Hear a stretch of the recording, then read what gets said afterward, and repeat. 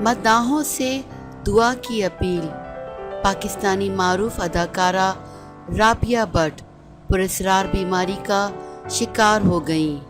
अदाकारा ने मद्दाहों से अपील करते हुए कहा कि बराह करम मेरे लिए दुआ करें।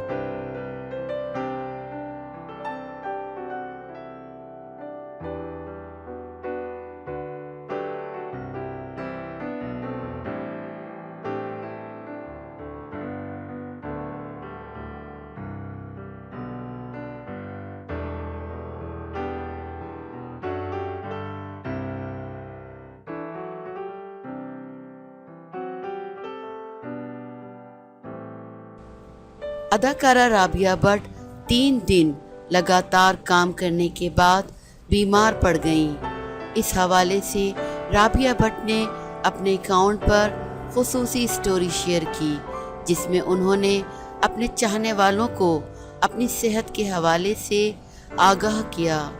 राबिया भट्ट ने इंस्टाग्राम पर शेयर की गई स्टोरी में लिखा कि 3 दिन लगातार काम करने के बाद अल्हम्दुलिल्लाह मेरा काम ख़त्म हो गया है।